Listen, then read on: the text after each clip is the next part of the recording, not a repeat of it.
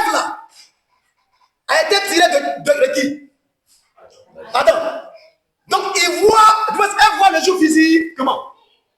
Mais bien avant ça, son mari qui est qui? Adam a vu le jour avant qui? Ève.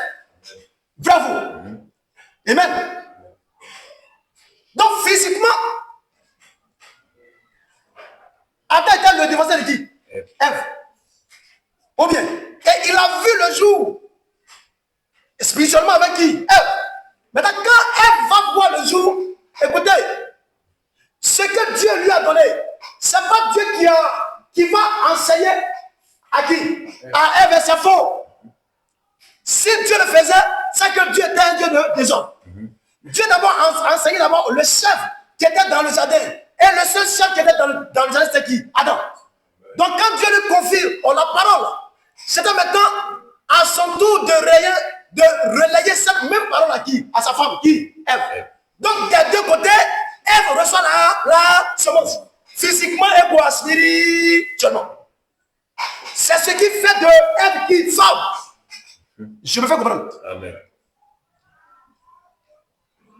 Amen. Donc, elle est femme physiquement et spirituellement. Donc, une femme dans la loi de la foi, une femme dans la loi de la foi, c'est celle qui reçoit toujours la semence de la parole. Dites Amen. Amen. Je ne sais pas si vous me suivez. Amen. Maintenant, ceux qui suivent, si vous ne comprenez pas, posez vos questions. Une femme là, une femme dans la loi de la foi, reliée au ciel, c'est celle qui reçoit la semence.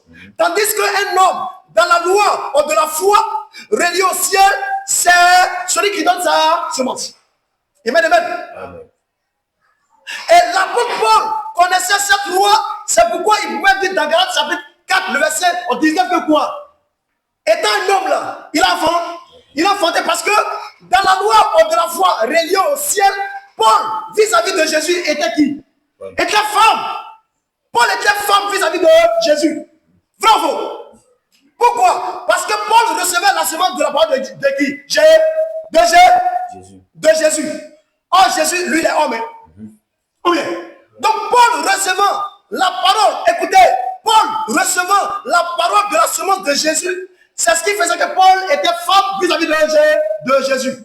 Donc, étant femme vis-à-vis de Jésus, oh, quand on reçoit la semence, c'est de prendre grossesse et d'enfanter. Oh, j'ai déjà expliqué que c'est l'homme qui enceinte et la femme fait quoi? Enfante. Donc, Paul pouvait dire dans Galates chapitre 4, 19 que j'enfante. Amen. Amen. Maintenant, quand Paul reçoit la parole du Seigneur Jésus, quand il sera maintenant face au peuple de Dieu, Paul va perdre son sexe au féminin. Pour maintenant prendre son sexe quoi? Masculin. Donc de sorte que c'est dans la parole reliée au ciel qu'on peut se métamorphoser.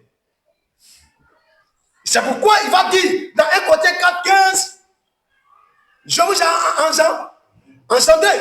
Donc quand Paul est en face du peuple, le peuple représente qui? Ève. Paul représente qui? Adam.